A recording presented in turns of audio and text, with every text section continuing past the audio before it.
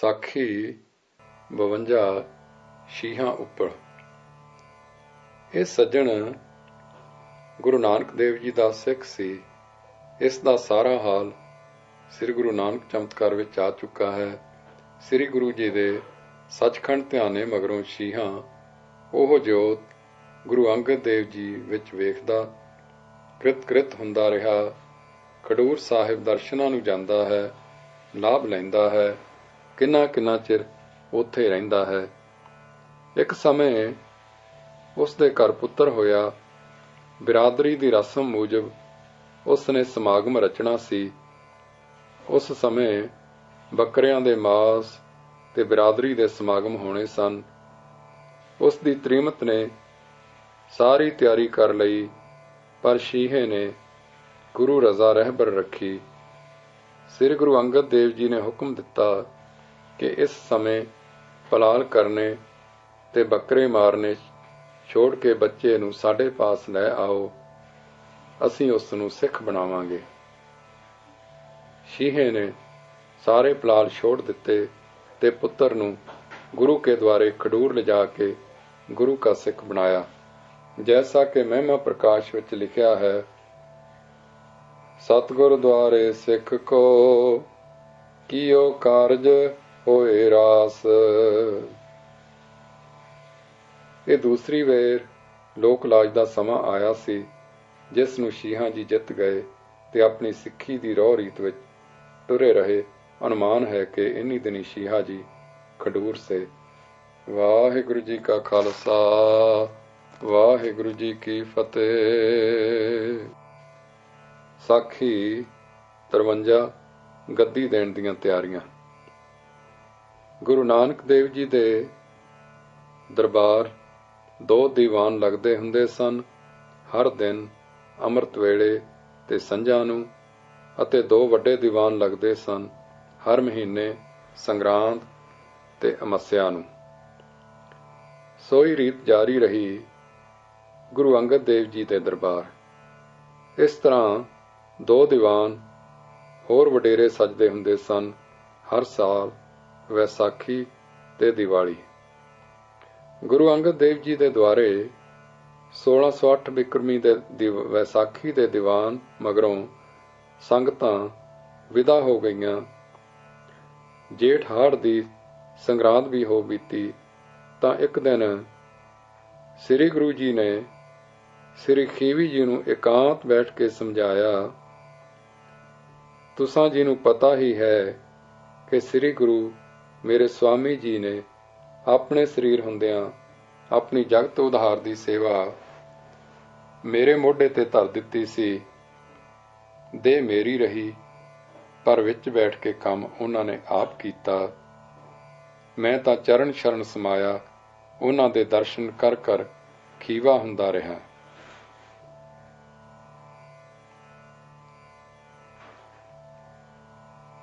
ਗੁਰੂ ਨਾਨਕ ਦੇਵ ਹੁਣ ਉਹ ਪੋਟ ਕਿਸੇ ਹੋਰ ਕੰਧੇ ਧਰਨੀ ਚਾਹੁੰਦੇ ਹਨ।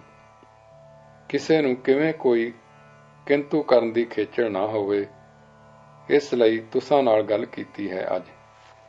ਖੀਵੀ ਜੀ ਸੁਣ ਕੇ ਤਰਪ ਗਏ ਤੇ ਫੇਰ ਟਰਮਾ ਧਾਰ ਕੇ ਬੋਲੇ, ਕਿਵੇਂ ਦੇ ਬਚਨ ਕੀਤੇ ਨੇ ਸਾਹਿਬ ਜੀਓ, ਤੁਸੀਂ ਜੁਗਾਂ ਸਲਾਮਤ ਰਹੋ। ਗੁਰੂ ਨਾਨਕ ਦੀਆਂ ਸੰਗਤਾਂ ਦੇ ਵਾਸਤੇ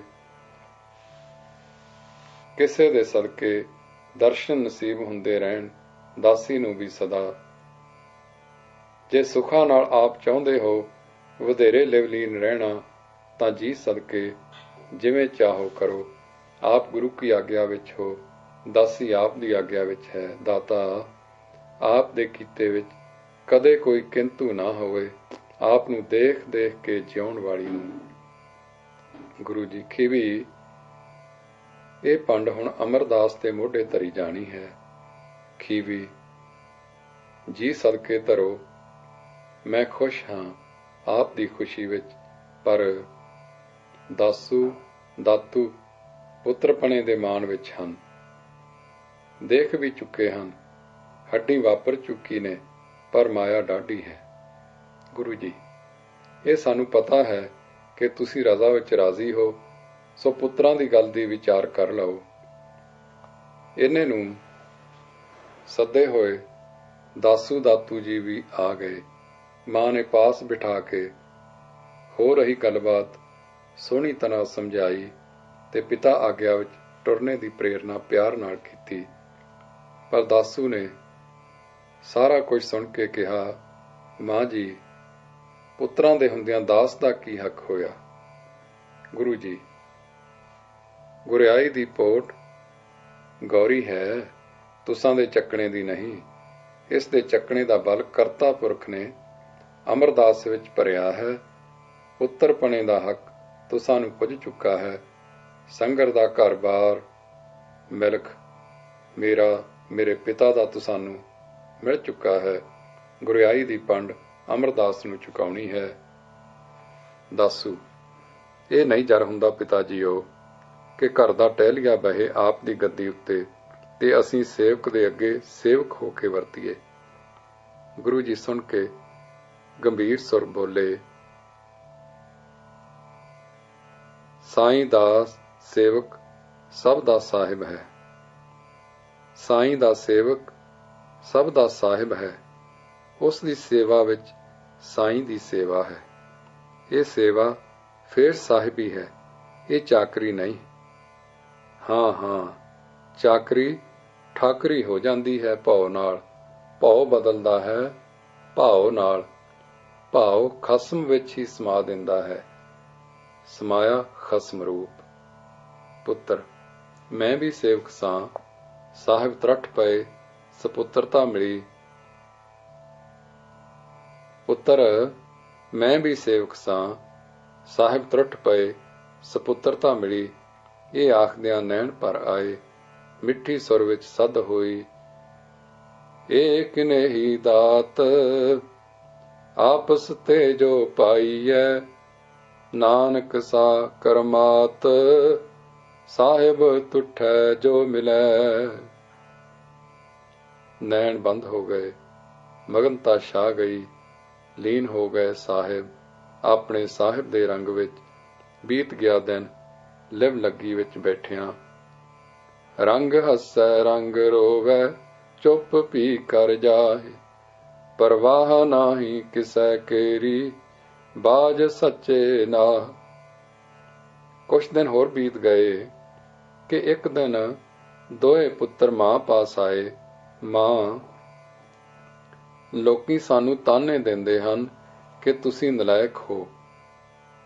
ਬੈਠੇ ਦੇ ਬੈਠੇ ਰਹਿ ਗਏ। ਟਹਿਲੀਆ ਜਾ ਕੇ ਗੋਇੰਦਵਾਲ ਸ਼ਾਹ ਬਣਦਾ ਜਾਂਦਾ ਹੈ ਕਿ ਵੱਡਾ ਸ਼ਾਹ ਹੁਣ ਆਪੇ ਟੁਰ ਕੇ ਉਹਨਾਂ ਦੇ ਦੁਆਰੇ, ਹੁਣ ਆਪੇ ਟੁਰ ਕੇ ਉਸ ਦੇ ਦੁਆਰੇ ਜਾਂਦਾ ਹੈ।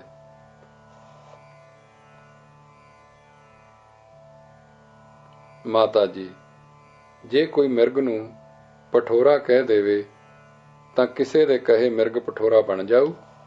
ਮੈਂ ਕਹਿੰਦੀ ਹਾਂ ਤੁਸੀਂ ਨਲਾਇਕ ਨਹੀਂ, ਭਲੇ ਹੋ, ਭਲੇ ਪੁੱਤਰ ਹੋ, ਪਰ ਲੋਕਾਂ ਦੇ ਕਹੇ ਕਿਉਂ ਟੁਰੋ? ਆਪਣੇ ਸੱਚ ਨੂੰ ਆਪ ਸੱਚ ਸਮਝੋ। ਹਾਂ, ਇਹ ਮੈਂ ਕਹਿੰਦੀ ਹਾਂ ਕਿ ਤੁਸੀਂ ਕਸਤੂਰੇ ਮਿਰਗ ਵਾਂਗੂ ਮੁਸ਼ਕੇ ਹੋਏ ਮਹਾਂਪੁਰਖ ਨਹੀਂ ਹੋ। ਪੁੱਤਰ, ਮਾਂ, ਅਸਾਂ ਕੀ ਕੀਤਾ ਹੈ, ਹੈਂ? ਮਾਤਾ ਜੀ, ਜੀ ਮਾਤਾ ਜੀ, ਮਾੜਾ ਕੁਛ ਨਹੀਂ ਕੀਤਾ, ਪਰ ਅਣਕੀਤਾ ਰਹਿ ਗਿਆ ਹੈ ਕੁਛ, ਉਹ ਹੈ ਬੰਦਗੀ। ਪੁੱਤਰ, ਤੁਸਾਂ ਵਿੱਚ ਕਮੀ ਨਹੀਂ, ਇੱਕ ਹੋਰ ਯੋਗਤਾ ਦੀ ਲੋੜ ਹੈ। ਗੁਰਮਤ ਦੀ ਕਸਤੂਰੀ ਦੀ। ਪਿਤਾ ਨੂੰ ਗੁਰੂ ਸਮਝ ਕੇ ਗੁਰਮਤ ਵਿੱਚ ਲੀਨ ਹੋ ਜਾਓ। ਫੇਰ ਸਮਝ ਖੁੱਲ੍ਹ ਪਊ ਕਿ ਜੋ ਕੁਛ ਗੁਰੂ ਨੇ ਕੀਤਾ ਹੈ ਤੇ ਕਰਨਾ ਹੈ, ਉਹ ਧੁਰ ਦਾ ਕੀਤਾ ਹੈ। ਮਾਤਾ ਸੁਲੱਖਣੀ ਜੀ ਨੂੰ ਵੀ ਗੁਰੂ ਬਾਬੇ ਨੇ ਆਖਿਆ ਸੀ, ਕਿਸੇ ਦੇ ਹੱਥ ਕੁਛ ਨਹੀਂ, ਇਹ ਸਭ ਕੁਛ ਗੱਦੀ ਦਾ ਦੇਣਾ ਕਰਤਾਰ ਦੇ ਅਧੀਨ ਹੈ। ਬੇਟਾ, ਗੁਰੂ ਕਰਤਾਰ ਦੀ ਰਜ਼ਾ ਵੇਖਦਾ ਹੈ, ਤੁਸੀਂ ਨਹੀਂ, ਪਰ ਤੁਸੀਂ ਗੁਰੂ ਦੀ ਰਜ਼ਾ ਤਾਂ ਵੇਖਦੇ ਹੋ। ਲੀਨ ਹੋ ਜਾਓ ਉਸ ਗੁਰਮਤ ਵਾਲੀ ਰਜ਼ਾ ਵਿੱਚ। ਦਾਸੂ, ਫਿਰ ਦਾਸ ਦੇ ਦਾਸ ਹੋ ਵਰਤੀਏ। ਦਾਤੂ, ਜੇ ਹਾਂ ਵਿੱਚ ਹਾਂ ਲੜਾਈ ਚੱਲੀਏ ਤਾਂ ਮੈਨੂੰ ਕਿ ਦਾਸੂ ਨੂੰ ਗੱਦੀ ਮਿਲ ਜਾਏਗੀ? ਮਾਂ ਮੁਸਕਰਾਈ ਤੇ ਬੋਲੀ, ਇਹੋ ਹੀ ਭੁੱਲ ਹੈ। ਹਾਂ ਬੇਟਾ, ਗੱਦੀ ਦੁਨੀਆ ਦੀ ਵਿਰਾਸਤ ਨਹੀਂ, ਇਹ ਧੁਰ ਦੀ ਮਿਲੀ ਤੇ ਧੁਰ ਤੋਂ ਮਿਲੀ ਜ਼ਿੰਮੇਵਾਰੀ ਹੈ। ਇਸ ਨੂੰ ਨਿਭਾਉਣ ਵਾਲਾ ਧੁਰੋਂ ਆਉਂਦਾ ਹੈ, ਚਾਹੋ ਆਉਂਦਾ ਹੀ ਰੋਸ਼ਨ ਹੋਵੇ ਗੁਰੂ ਜਿਵੇਂ ਗੁਰੂ ਨਾਨਕ, ਚਾਹੋ ਕੁਝ ਸਮਾਂ ਸਿੱਖੀ ਕਮਾ ਕੇ ਹੋਵੇ ਰੋਸ਼ਨ ਜਿਵੇਂ ਤੁਹਾਡੇ ਪਿਤਾ ਜੀ ਤੇ ਹੁਣ ਅਮਰਦਾਸ ਜੀ। ਬੱਚਾ, ਫੇਰ ਕਿਹੜੀ ਜ਼ਿੰਮੇਵਾਰੀ ਹੈ, ਜ਼ਰਾ ਸੋਚੋ। ਹਰ ਦਰ ਆਏ ਦੇ ਪਾਪਾਂ ਦੀ ਭੂੰਡ ਖੱਖਰ ਨੂੰ ਛੇੜਨਾ, ਉਸ ਦੇ ਮਾੜੇ ਕਰਮ ਕੱਟਣੇ ਹੈ। ਇਹ ਗੋਬਿੰਦ ਰੂਪ ਗੁਰੂ ਦਾ ਹੀ ਕੰਮ ਹੈ। ਇਹ ਜ਼ਿੰਮੇਵਾਰੀ ਹੈ ਭਾਰੀ, ਦੇਣਾ ਹੈ, ਲੈਣਾ ਨਹੀਂ। ਤੁਸੀਂ ਮੰਗਦੇ ਹੋ ਗੁਰਿਆਈ। ਸ੍ਰੀ ਅਮਰਦਾਸ ਜੀ ਲੈਣੋਂ ਨਾ ਪਏ ਕਰਦੇ ਸਨ। ਸ੍ਰੀ ਅਮਰਦਾਸ ਜੀ ਲੈਣੋਂ ਨਾ ਪਏ ਕਰਦੇ ਹਨ, ਤੁਸੀਂ ਮੰਗਦੇ ਹੋ ਗੁਰਿਆਈ। ਤੁਸਾਂ ਦੀ ਬਿਰਤੀ ਮੰਗ ਵਿੱਚ ਹੈ, ਉਸ ਦੀ ਬਿਰਤੀ ਦਾਤਾ ਪਦ ਵਿੱਚ ਹੈ। ਉਹ ਜਾਣਦਾ ਹੈ ਗੱਦੀ ਲੈਣੀ ਸਦਾ ਦੇਣਾ ਹੀ ਦੇਣਾ ਹੈ, ਇਹ ਕਹਿ ਕੇ ਨਾ ਕਰਦਾ ਹੈ। ਤੁਸੀਂ ਸਮਝਦੇ ਹੋ ਇਹ ਲੈਣਾ ਹੀ ਲੈਣਾ ਹੈ।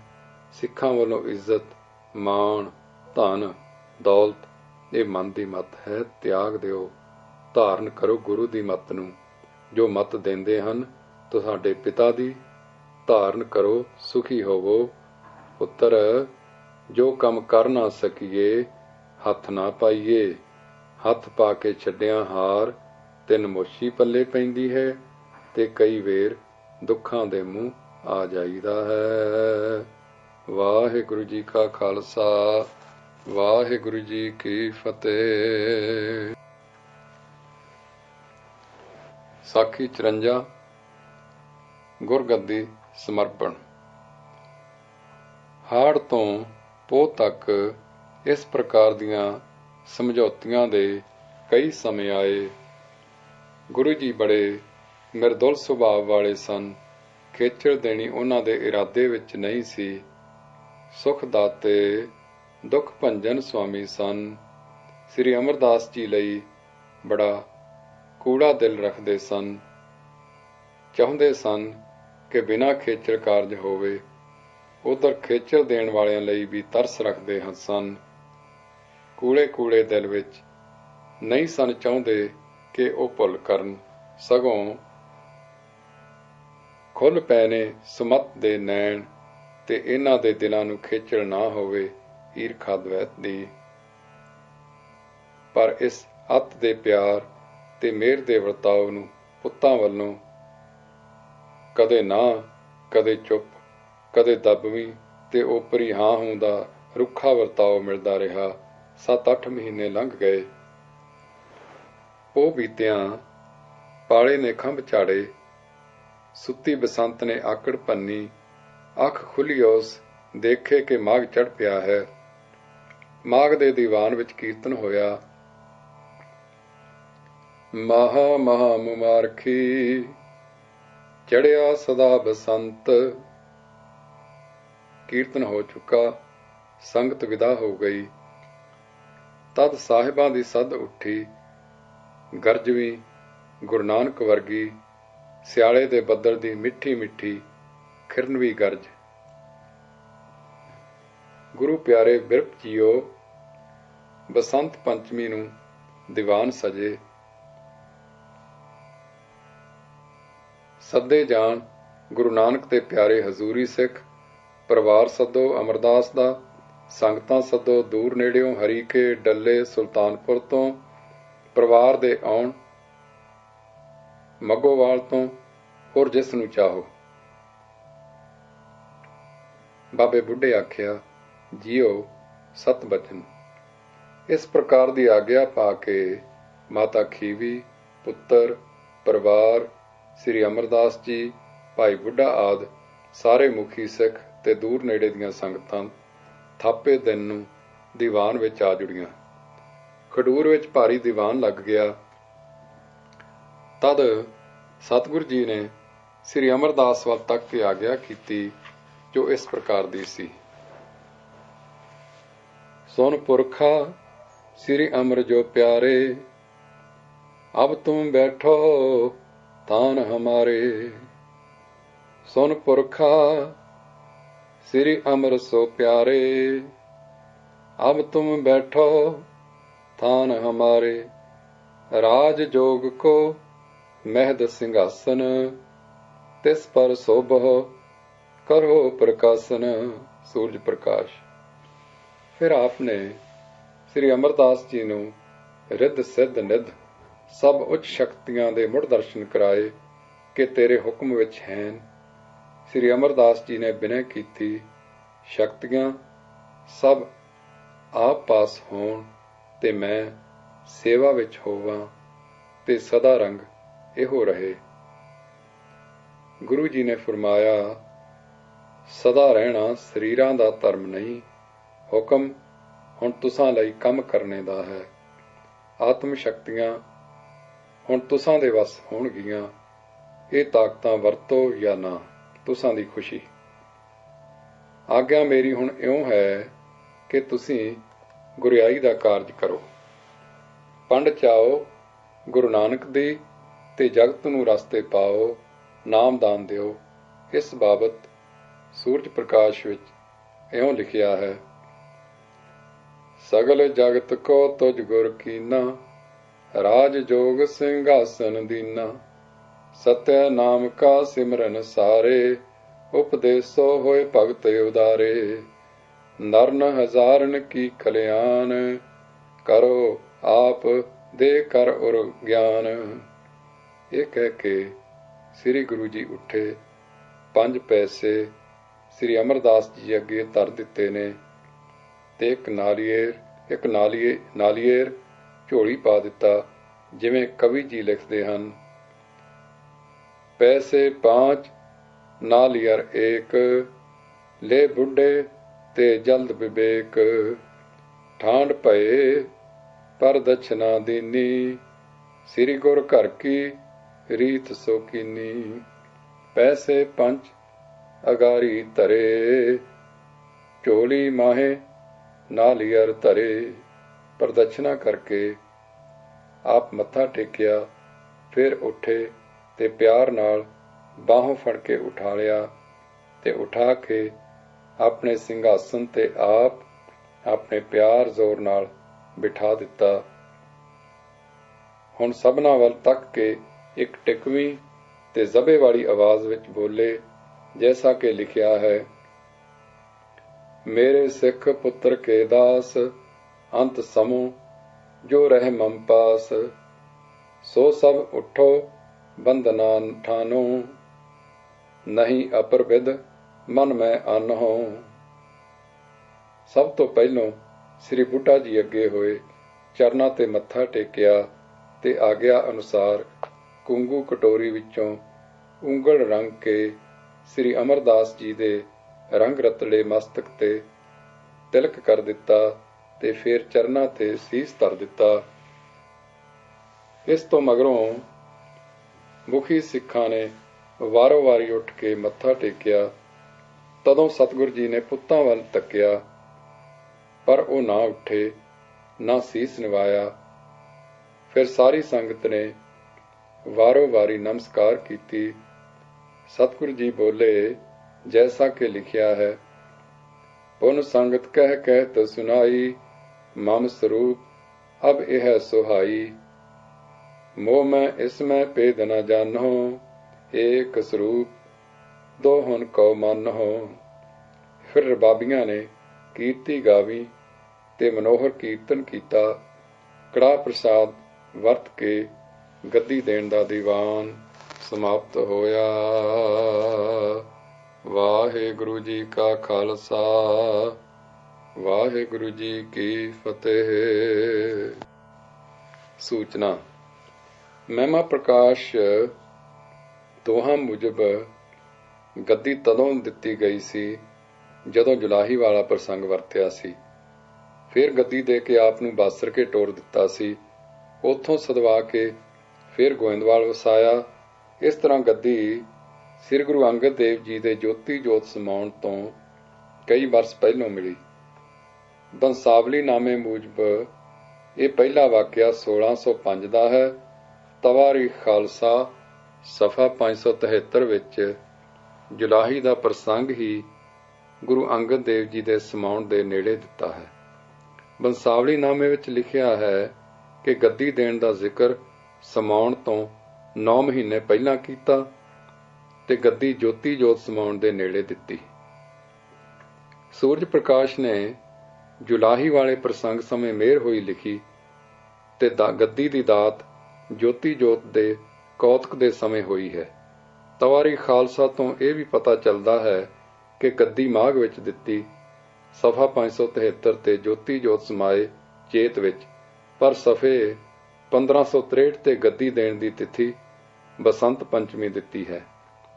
ਸੋ ਠੀਕ ਇਉਂ ਜਾਪਦਾ ਹੈ ਕਿ ਮਿਹਰ 1605 ਵਿੱਚ ਕੀਤੀ, ਗੱਦੀ 1609 ਦੇ ਮਾਘ ਵਿੱਚ ਦਿੱਤੀ ਤੇ ਜੋਤੀ ਜੋਤ ਸਮਾਉਣਾ 1609 ਦੇ ਚੇਤ ਵਿੱਚ ਹੋਇਆ।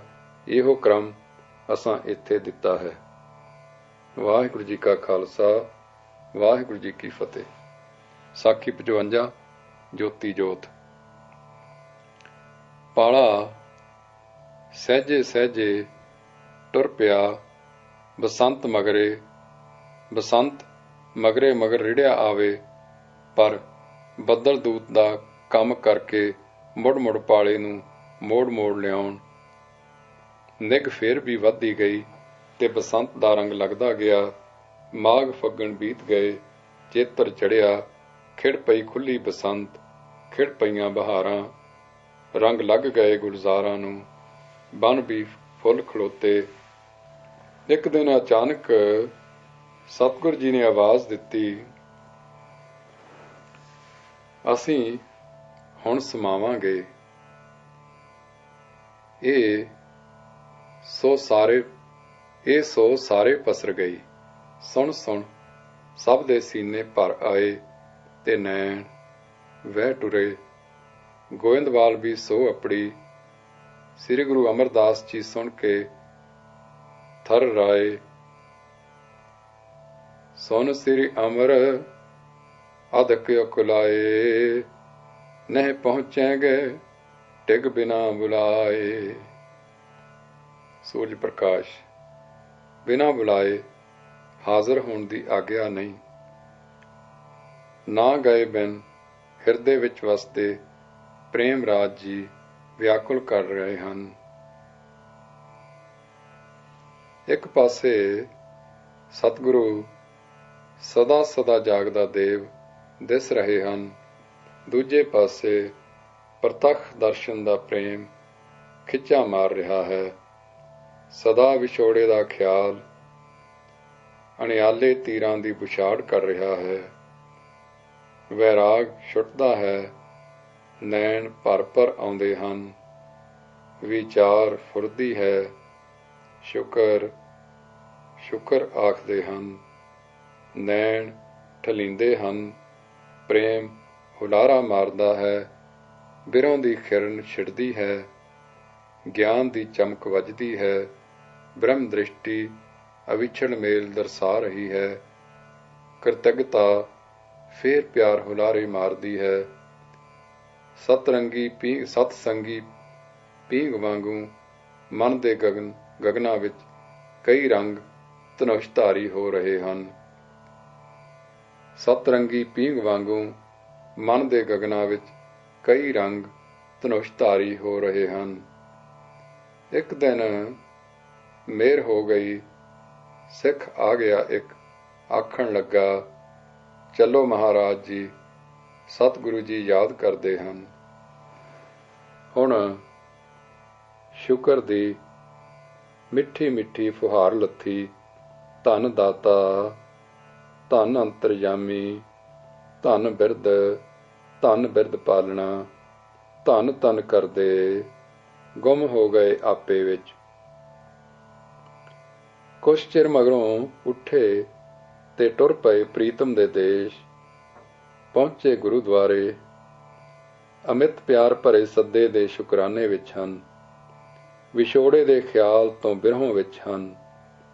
ਗੁਰੂ ਦੀ ਅਮਰਤਾ ਦੇ ਨਿਸ਼ਚੇ ਵਿੱਚ ਪ੍ਰਕਾਸ਼ ਹੈ ਅੰਦਰ। ਇਸ ਤਰ੍ਹਾਂ ਵੈਰਾਗ ਦੇ ਪਿਆਰ ਭਰੇ ਪਹੁੰਚੇ ਪਾਸ ਤੇ ਲੇਟ ਗਏ ਚਰਨਾਂ ਵਿੱਚ ਬੇਬਲ ਹੋ ਕੇ।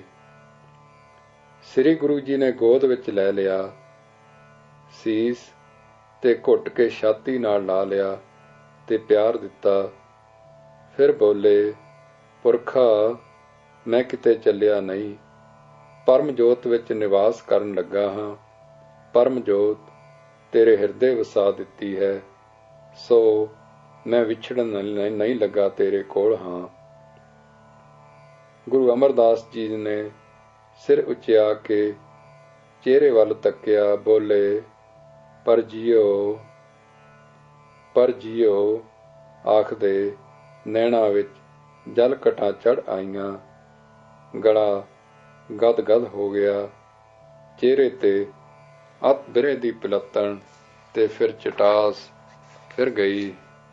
ਗੁਰੂ ਜੀ ਨੇ ਲਖ ਲਿਆ ਜੋ ਕੁਝ ਅੰਦਰ ਵਰਤ ਰਿਹਾ ਸੀ, ਸਿਰ ਤੇ ਹੱਥ ਫੇਰਿਆ, ਜੀਵਨ ਰੁਮਕਾ ਦੇਣ ਵਾਲਾ।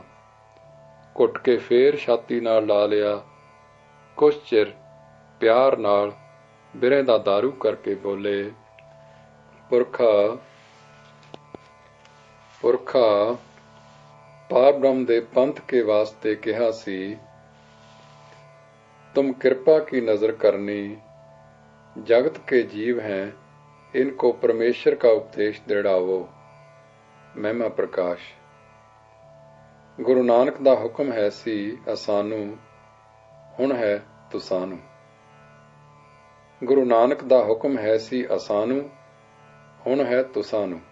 असां जाना, तुसां रहना है, साडा काम करना है। हाँ, तुसां साडे पिछे रह के जगत उधार करना है। इस कारज विच तुसां असां नूं अपने नाल निजानंद समाधि विच अंदर वरतदे देखना, बाहर ब्रह्म दृष्टि विच अपने अंग संग तकना। विछोड़ा नहीं होण लगा, मैं ना आना है ना जाना, अपने परमात्म रूप विच समाउणा है। महिमा प्रकाश। इस तरह प्यार ते समझौतियां दे के इक्को वाहिगुरू जोत दीआं दो मूर्तियां हो बैठियां नालों नाल। संगत प्रेम पूर्त दर्शन कर कर विस्मय हो रही सी। गुरु अंगद देव जी दे चेहरे ते एक लाली भात चमक रही सी, मानो कोई खुशी का कारज हो रहा है। हुण श्री गुरु अमरदास जी नूं आग्या होई कि लंगर विच जाके संगत नूं नाल लै जावो, आप विच बैठ के छको ते संगत नूं नाल छकावो, फिर सारे इत्थे आ जाओ। हुक्म मन के सब लंगर नूं गए। इत्थे सोहना जग दा समान सी। इधर गुरु जी मगन हो गए अपने रंग विच, उधर सिख संगत एक सिख पंगत ला बैठे, शब्द पढ़दे सब ने छकिया। पहली पंगत छक के गुरु के हजूर आ गई। श्री गुरु अमरदास जी बाकी पंगतां नूं प्रसाद छकाउण दे प्रबंध विच रहे। जद छेकड़ली पंगत चूड़ा कर हटी तां खबर आई कि गुरु जी गद्दी ते बैठे ही लोप हो गए हन। ये सुन के सारे टुर पए। जद पहुंचे तां सचमुच गुरु जी गद्दी ते बैठे दृष्ट नहीं सन पैंदे। ये तक के श्री गुरु अमरदास जी ਸਿੰਘਾਸਨ ਮੂਹਰੇ खड़े हो गए ते चुप अरदास विच लीन हो गए कि दर्शन दिओ। जदों आप जी दे नैन खुले तां श्री जी प्रतख ਸਿੰਘਾਸਨ ते विराजमान सन। आपने पुछया, पातशाह, ये लीला लखी नहीं गई? गुरु जी बोले, पुरखा, सिखां विच कोई संसा उपजिया सी, निवृत्त कर दिता है, जो सिख मन निहचे दे कर रहे। सिखां दी सदगति शरधा विच है। पुरखा, तत्तां ने तत्तां विच जा मिलना, अग्नि नाल मिल के तां ਮਿੱਟੀ ਨਾਲ ਮਿਲ ਕੇ ਤਾਂ, ਜਲ ਨਾਲ ਮਿਲ ਕੇ ਤਾਂ, ਜੇ ਆਤਮਿਕ ਸ਼ਕਤੀ ਨਾਲ ਆਪੇ ਮੇਲ ਲਈ ਤਾਂ ਗੁਪਤ ਪ੍ਰਗਟ ਕਰਤਾਰ ਦੇ ਰੰਗ ਹਨ। ਦੋਹਾਂ ਦੇ ਅੰਤ ਇਹੋ ਹਨ, ਬਾਕੀ ਰਹੀ ਜੋਤ। ਸੋ ਨਿਰਮਲ ਜੋਤ ਵਿੱਚ ਨਿਰਮਲ ਜੋਤ। ਫਿਰ ਬੋਲੇ, ਸੁਣ ਪੁਰਖਾ, ਹੁਣ ਨਹੀਂ ਉਧਰਨਾ। ਅਸਾਂ ਜਾਣਾ, ਤੁਸਾਂ ਰਹਿਣਾ ਹੈ। ਸ਼ਬਦ ਕੀਰਤਨ ਕਰੋ ਤੇ ਮੰਗਲ ਮਨਾਓ। ਬੈਠੇ ਬੈਠੇ ਦੇਹ ਦੇ ਲੋਕ ਹੋਣ ਦਾ ਰੌਲਾ ਸੁਣ ਕੇ ਹੁਣ ਪੁੱਤਰ ਵੀ ਆ ਗਏ ਸੇ। ਉਹਨਾਂ ਨੇ ਅੰਤਮ ਵਾਕ ਆ ਸੁਣੇ, ਸਮਝ ਗਏ ਕਿ ਆਪ ਹੁਣ ਸਮਾ ਰਹੇ ਹਨ। ਬੋਲੇ, ਪਿਤਾ ਜੀ, ਆਪਣੇ ਚਲਾਣੇ ਦੀ ਆਗਿਆ ਕਰ ਰਹੇ ਹੋ। ਜੀਵਨ ਪਰ ਆਪ ਜੀ ਜਗਤ ਵਿਹਾਰਾਂ ਤੋਂ ਸੰਕੋਚ ਕਰਦੇ ਰਹੇ ਹੋ। ਆਗਿਆ ਕਰ ਦਿਓ, ਜੋ ਆਪ ਦੇ ਸੰਸਕਾਰ ਕਿਵੇਂ ਕਰਨੇ ਹਨ। ਜੋ ਕੁਝ ਉਸ ਵੇਲੇ ਗੁਰੂ ਜੀ ਨੇ ਆਗਿਆ ਕੀਤੀ, ਮਹਿਮਾ ਪ੍ਰਕਾਸ਼ ਵਿੱਚ ਇਉਂ ਲਿਖੀ ਹੈ। ਤਬ ਸ੍ਰੀ ਮੁਖ ਗੁਰ ਬਚਨ ਉਚਾਰਾ, ਕਿਰਿਆ ਕਰਮ ਆਉ ਕੁਲ ਆਚਾਰਾ। ਹਮਰੇ ਕਾਜ ਕਛੂ ਨਹੀਂ ਕਰਨਾ, ਨਹੀਂ ਕਰਨਾ ਕੋ ਜਗ ਆਚਰਨਾ। ਹਰ ਭਜਨ ਕਰੋ ਪੀਛੇ ਮਮ ਪਿਆਰੇ, ਕਰੋ ਆਨੰਦ ਮੰਗਲ ਸੁਖ ਕਾਰੇ। ਦੇ ਸੰਸਕਾਰ ਅਗਨ ਮੋਹ ਕਰਨਾ, ਕੀਰਤਨ ਭਜਨ ਤੋਖ ਚਿੱਤ ਧਰਨਾ। ਮਹਿਮਾ ਪ੍ਰਕਾਸ਼ ਸੰਤ। ਪੁੱਤਰਾਂ ਨੂੰ ਉੱਤਰ ਦੇ ਕੇ ਫੇਰ ਸ੍ਰੀ ਗੁਰੂ ਜੀ ਸੰਗਤ ਵੱਲ ਤੱਕੇ ਤੇ ਕੁਝ ਬਚਨ ਕੀਤੇ, ਜੋ ਮਹਿਮਾ ਪ੍ਰਕਾਸ਼ ਵਿੱਚ ਇਉਂ ਲਿਖੇ ਹਨ। ਕਹਿਓ ਦਿਆਲ ਸੰਗਤ ਸਮਝਾਏ, ਸਤ ਉਪਦੇਸ਼ ਦਿੜੋ ਸਤ ਭਾਏ।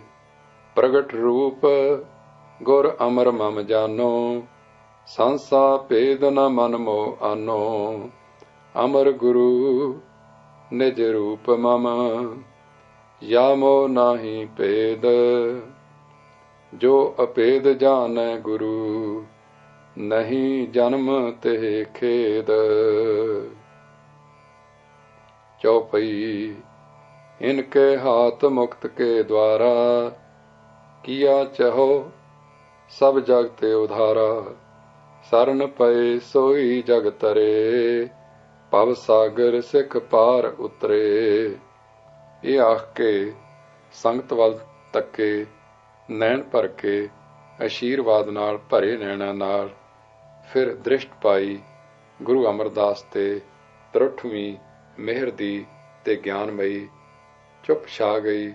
ਸਤਿਗੁਰ ਨੇ ਹੁਣ ਨੈਣ ਵੀ ਬੰਦ ਕਰ ਲਏ। ਸੋਹਣੇ ਅੰਮ੍ਰਿਤ ਭਰੇ ਨੈਣ, ਜਿਨ੍ਹਾਂ ਦੀ ਅੰਮ੍ਰਿਤ ਧਾਰ ਦ੍ਰਿਸ਼ਟੀ ਪੈਣ ਨਾਲ ਜਗਤ ਮਨਾਂ ਦੇ ਕਲੇਸ਼ ਤੇ ਸਰੀਰਾਂ ਦੇ ਰੋਗ ਦੂਰ ਹੁੰਦੇ ਸਨ। ਬੰਦ ਕਰ ਲਏ ਨੈਣ, ਗੁਰਮੁਖਾਂ ਦੇ ਦੀਦਾਰਿਆਂ ਨਾਲ ਪ੍ਰਸੰਨ ਹੋਣ ਵਾਲੇ ਨੈਣ। ਬੰਦ ਕਰ ਲਏ ਗੁਰੂ ਅਮਰਦਾਸ ਜੀ ਨੂੰ ਵੇਖ ਵੇਖ ਖੀਵੇ ਹੋਣ ਵਾਲੇ ਨੈਣ। ਬੰਦ ਕਰ ਲਏ ਦੇਖ ਕੇ ਅਣਡਿੱਠ ਕਰਨ ਵਾਲੇ, ਬ੍ਰਹਮ ਦ੍ਰਿਸ਼ਟੀ ਵਿੱਚ ਰਹਿਣ ਵਾਲੇ ਨੈਣ। ਇਸ ਤਰ੍ਹਾਂ ਮੀਟੇ ਨੈਣਾਂ ਵਿੱਚ ਬੈਠੇ ਲੇਟ ਗਏ ਸਿੰਘਾਸਨ ਉੱਪਰ ਹੀ। ਚਾਦਰ ਤਾਣ ਲਈ ਸਰੀਰ ਉੱਤੇ, ਸੌਂ ਗਏ ਲੇਟੇ ਲੇਟੇ ਹੀ। ਹਾਂ, ਅੱਜ ਸਦਾ ਦੀ ਨੀਂਦ ਸੁਆ ਦਿੱਤਾ ਸਰੀਰ ਨੂੰ। ਸੋਹਣੇ ਪਵਿੱਤਰ ਨੇਕੀ ਦੇ ਪੁੰਜ ਬ੍ਰਹਮ ਦੇ ਰੂਪ ਨੂੰ ਅੰਦਰ ਲਈ ਬੈਠੇ ਸਰੀਰ ਨੂੰ ਸੁਆ ਦਿੱਤਾ ਸਦਾ ਲਈ। ਜੋਤ ਤਿਆਗ ਗਈ ਸੋਹਣੇ ਸਰੀਰ ਨੂੰ, ਜਿਵੇਂ ਤਿਆਗ ਜਾਂਦੀ ਹੈ ਸੁਗੰਧੀ ਫੁੱਲ ਨੂੰ। ਜਾ ਰਲੀ ਜੋਤ ਸਦਾ ਜਾਗਦੀ ਜੋਤ ਵਿੱਚ, ਜਿਵੇਂ ਕਲਸ ਘੜੇ ਵਿੱਚ ਲਸਦੇ ਚੰਦ ਦੀ ਜੋਤ ਸਮਾ ਜਾਂਦੀ ਹੈ। ਗਗਨਾਂ ਵਿੱਚ ਲਸਦੇ ਚੰਦ ਦੀ ਜੋਤ ਵਿੱਚ ਘੜੇ ਦੇ ਬਿਲਾ ਗਿਆ। ਜੋਤੀ ਅੰਦਰ ਜੋਤ ਸਮਾਣੀ, ਆਪ ਪਛਾਤਾ ਆਪੈ। ਤੁਖਾਰੀ ਮਹੱਲਾ ਪਹਿਲਾ। जोत माहे रहे जोत समाए, जिम जल मोह ढुल जल मिल जाए। सुन माहे ज्यों सुन समाई, सुन माहे ज्यों सुन समाई। अकथ कथा गुर लखी न जाई। महिमा प्रकाश विचों। वाहिगुरु जी का खालसा, वाहिगुरु जी की फतेह। एक ओंकार सतगुर प्रसाद। श्री वाहिगुरु जी की फतेह। साहिब श्री गुरु अमरदास जी, पातशाही तीसरी।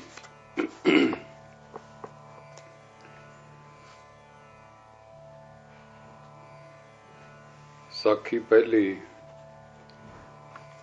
दासो जी।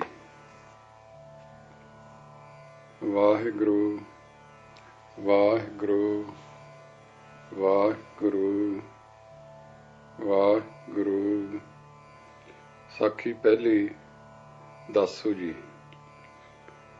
श्री गुरु अंगद देव जी ਹੁਣ ਆਪਣੇ ਆਤਮ ਸਰੂਪ ਵਿੱਚ ਹਨ ਅਤੇ ਸਾਡੇ ਨੈਣਾਂ ਤੋਂ ਲੋਪ ਹਨ।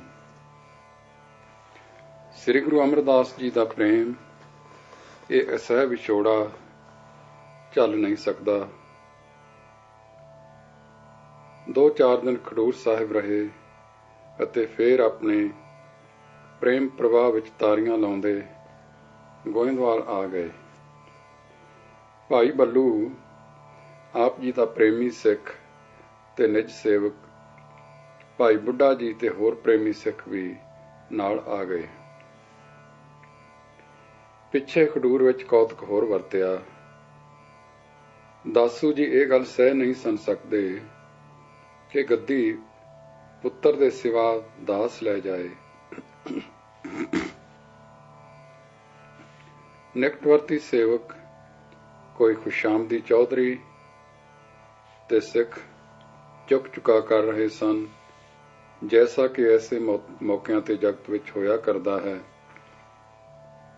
ਇਹਨਾਂ ਵਿੱਚੋਂ ਕਿਸੇ ਨੇ ਖਿਆਲ ਨਾ ਕੀਤਾ ਕਿ ਇਹ ਗੁਰਿਆਈ ਵਿਰਾਸਤ ਨਹੀਂ, ਇਹ ਬਖਸ਼ਿਸ਼ ਹੈ।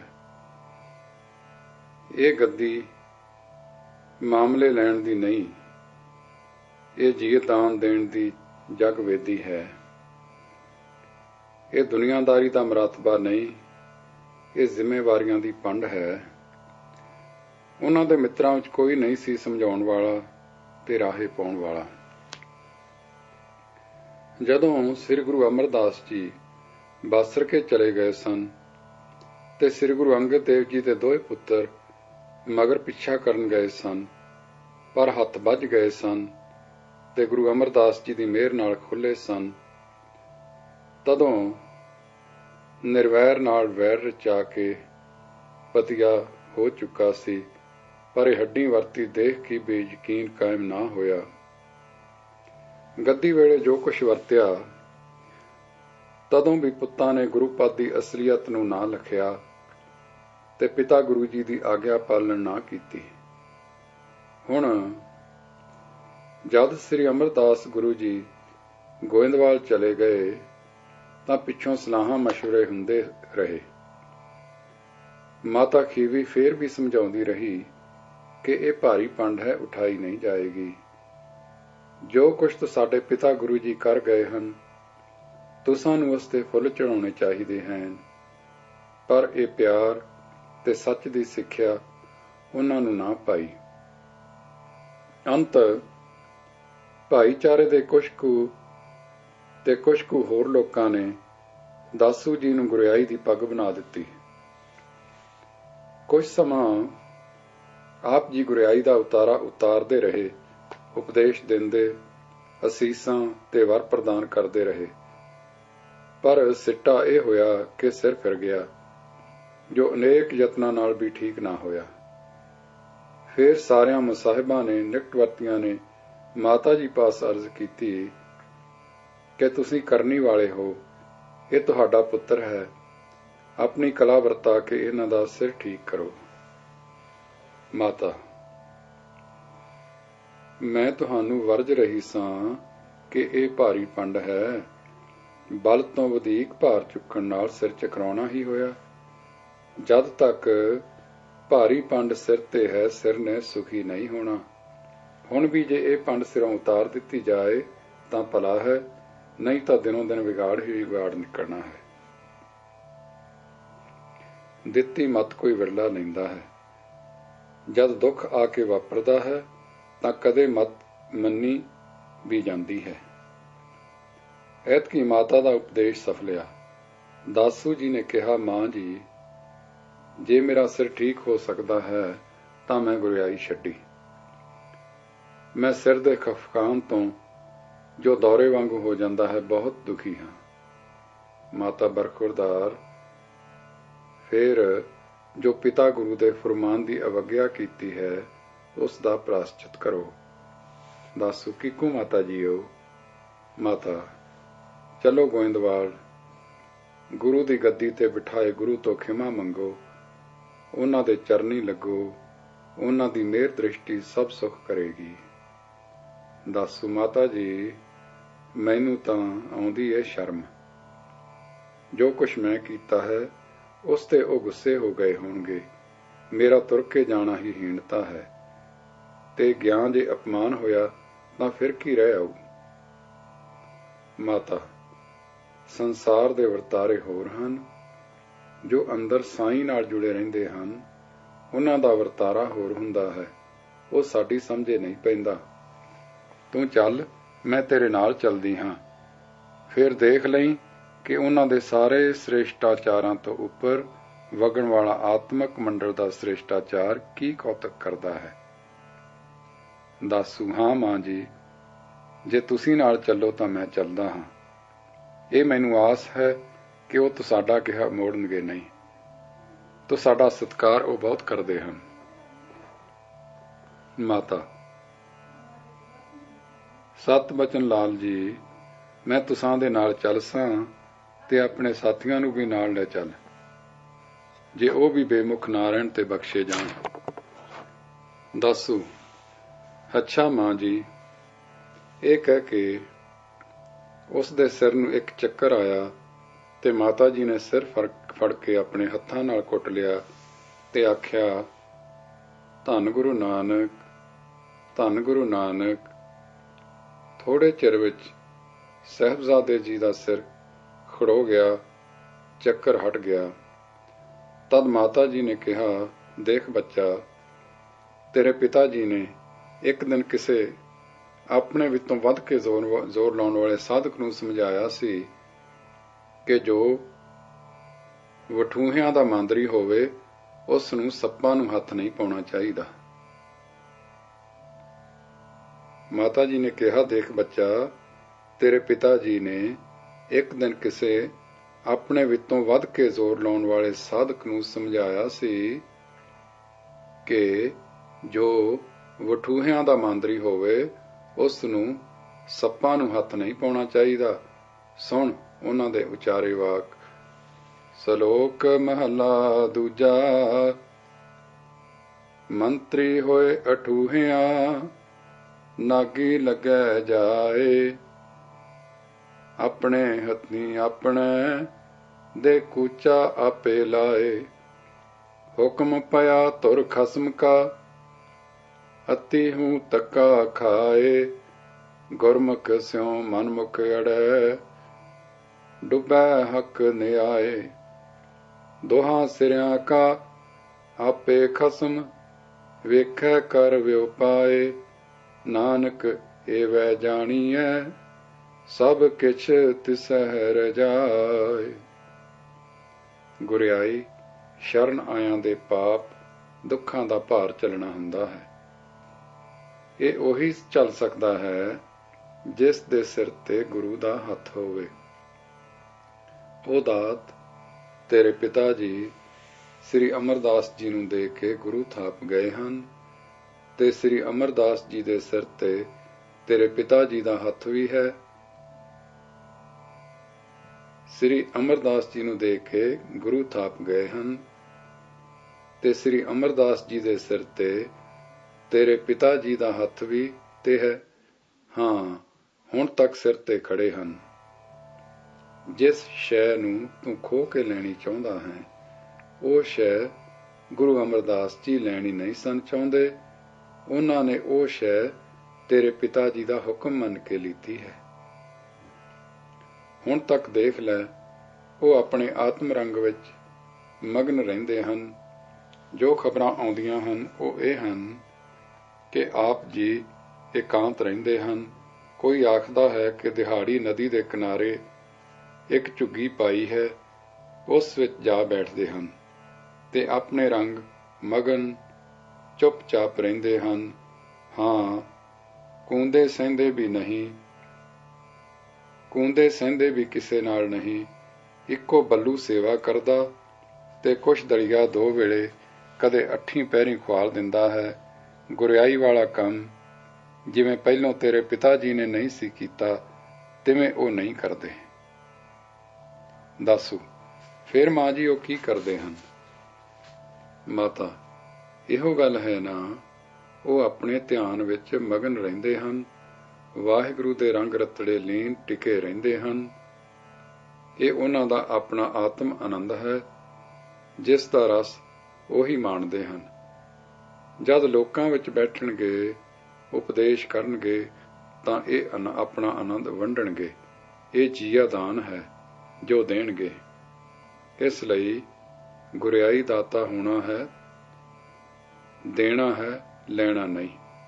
ਦੇਣਾ ਕਿੰਨਾ ਕੁ ਸੌਖਾ ਹੁੰਦਾ ਹੈ, ਤੂੰ ਹੀ ਸੋਚ ਲੈ। ਦੱਸੂ, ਮੈਂ ਵੀ ਤਾਂ ਅਸੀਸਾਂ ਤੇ ਵਰ ਦਿੰਦਾ ਰਿਹਾ ਹਾਂ। ਮਾਤਾ, ਜਿਤਨਾ ਬਲ ਤੇਰੇ ਵਿੱਚ ਸੀ, ਉਤਨਾ ਹੀ ਕਿਸੇ ਨੂੰ ਲਾਭ ਹੋਣਾ ਹੈ ਨਾ। ਬਾਲ ਦਾ ਚਲਾਇਆ ਤੀਰ, ਜਵਾਨ ਦਾ ਚਲਾਇਆ ਤੀਰ ਅਤੇ ਸਿੱਖੇ ਹੋਏ ਧਨੁੱਖਧਾਰੀ ਦਾ ਤੀਰ ਇੱਕੋ ਜਿੰਨੀ ਦੂਰ ਨਾ ਜਾਏ। ਬੱਠਲ ਦੇ ਪਾਣੀ ਵਿੱਚ ਕਿੰਨੇ ਕੁ ਕੱਪੜੇ ਧੋਤੇ ਜਾ ਸਕਦੇ ਹਨ, ਤੇ ਵਗਦੇ ਪਾਣੀ ਵਿੱਚ ਕਿ ਨਦੀ ਵਿੱਚ ਧੋਤਿਆਂ ਮੈਲ ਕਿਸ ਨੂੰ ਲੱਗਦੀ ਹੈ, ਤੇ ਸਮੁੰਦਰ ਦਾ ਹਿਸਾਬ ਤੂੰ ਸੋਚ ਲੈ। ਗੁਰਿਆਈ ਸ਼ਰਨ ਆਇਆ ਤੇ ਪਾਪਾਂ ਦੀ ਮੈਲ ਧੋਣੀ ਹੁੰਦੀ ਹੈ, ਤੇ ਉਹ ਕੰਮ ਦਰਿਆਵਾਂ ਸਾਗਰਾਂ ਦਾ ਹੈ, ਬੱਠਲਾਂ ਦਾ ਨਹੀਂ। ਦੱਸੂ ਠੀਕ ਹੈ ਮਾਂ ਜੀ। ਮਾਤਾ, ਇਹ ਲੋਕਾਂ ਦੀਆਂ ਮੈਲਾਂ ਤੇਰਾ ਸਿਰ ਚੱਲਣੋਂ ਰਹਿ ਖਲੋਤਾ ਹੈ। ਅਜੇ ਵੀ ਸਮਝ ਲੈ ਤੇ ਸਿਆਣਪ ਕਰ ਲੈ। ਦੱਸੂ ਮਾਂ ਜੀ, ਹੁਣ ਸਮਝ ਆ ਗਈ ਹੈ। ਦੱਸ ਹੁਣ ਮਾਂ ਜੀ ਕਦੋਂ ਚੱਲੀਏ? ਛੇਤੀ ਹੋ ਜਾਏ ਤਾਂ ਚੰਗਾ ਹੈ।